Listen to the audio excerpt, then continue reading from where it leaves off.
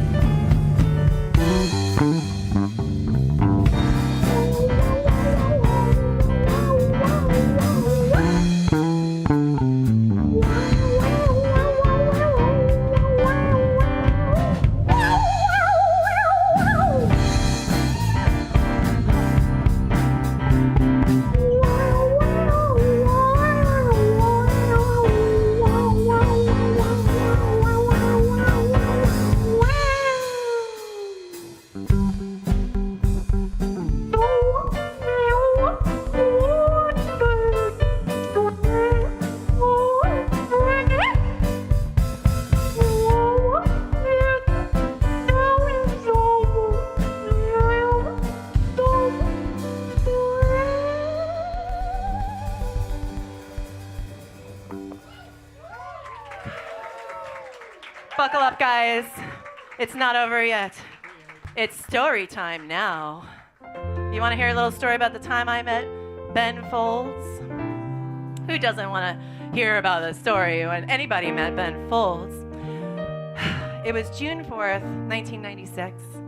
I was 16, and I was pretty obsessed with Ben Folds. This was right before the album Whatever and Ever Amen came out. And I used to call the Sunday night radio DJ that I also had a crush on every week to request the song Underground. It's a great song. Freaking love that song. And Ben Folds was like so cute. I thought he was even finer than Brad Pitt and Keanu. So when I heard Ben Folds 5 was coming to West Palm Beach, Florida, only an hour and a half from where I lived, I knew I had to go. I also knew my mom would never, ever let me go there. So I told no one, and I went all by myself. Yeah. And I wore like the craziest outfit. I was really into like men's golf pants that were way too big at the time. I'd go to Goodwill. I had this size 41 waist pair of shorts, and I would safety pin them so they would be fitting me, but I'd safety pin them so they fit me at like a Britney Spears low, you know? Then I had this polyester halter top that was from here to here, and it was fake tie-dye, tied on with strings, so my whole torso was out, and my back was basically naked. And I had this really, really long hair. Don't worry, this is relevant. You'll see why by the end. The outfit matters. I had this long hair. I could sit on it practically, parted down the middle, and I was a sandwich artist at Subway at the time. So I had a visor, and I put on my visor backwards because that seemed cool. And Chucks, I always had my Chucks. Okay, so they played at a place called the Carefree Theater, which is long gone now, but it was an old Florida style theater like for movies. And they had these red velvety chairs all throughout. So kind of a weird vibe for watching a band you want to dance to because it felt like we were all supposed to sit. And then to my memory, there were like not many people there, not as many as they deserved, like 24, 30 max. Just like the most diehard fans. Because they didn't have their big hit with Whatever Never Am, and that's when they really got huge. So it was before that. Anyway, I don't know if it was like a small crowd or like there was a theater ghost getting in the vibes or whatever, but Ben Folds and Robert Sledge and Darren Jesse had a kind of unhinged vibe that night. That was like really fun and cool. So they opened with like a Liz Phair cover. They ended with the Buggles. The Hava Nagila was in there. Oasis. They played an Oasis song, and then they played one song a second time, but in a different vibe because someone in the crowd was like, "Woo!" And they were like, "Okay, we'll do it again." So what? That was so much fun. And then they also played songs from the album they hadn't put out yet, including this one, Song for the Dumped. And I just remember Ben played it so hard, like I felt like he was still feeling the things he felt when he wrote it, or he was like close to that time. So he was just like going nuts on it. It was really cool. I'll never forget it. So it was a really cool show. And then afterwards, a bunch of people were like milling around the side of the building where the doors were and stuff. And the three of them were over there. They were just like chilling out and hanging out and talking to people, and everyone's taking pictures with them, you know?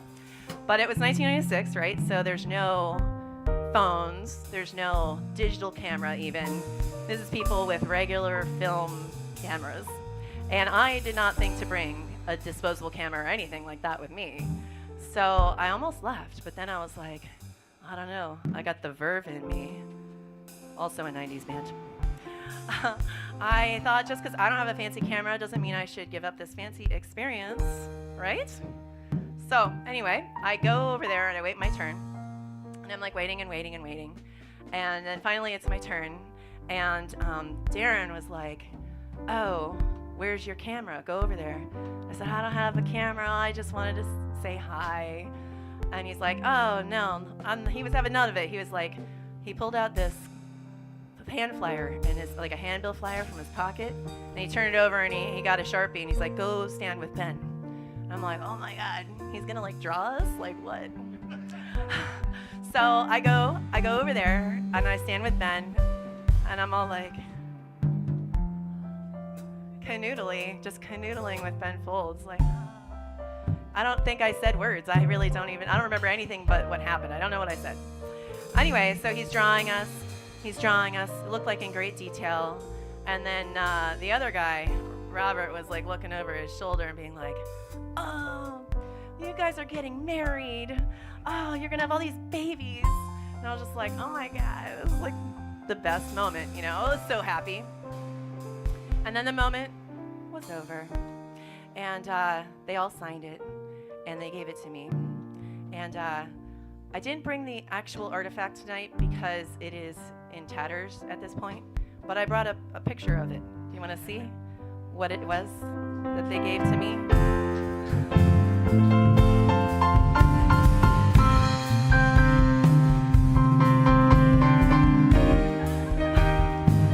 Do you see these stick figures? Stick figures! But look, my outfit.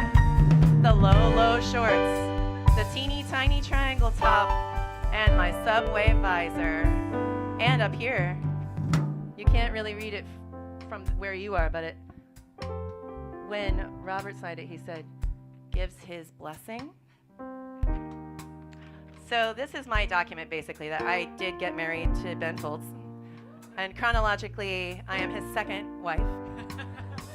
I wouldn't mind, he's got 5, he had 5. He's due for a 6th or a 7th. Ben, if this video makes its way to you, and you're listening, I have a message for you. I'm not jailbait anymore. And so when you're here on June 9th, playing your gig at the Carnegie of Homestead Music Hall. Maybe you could take me out to like dinner or coffee. I'm sure we would make beautiful music together. But if not, well, fuck you too.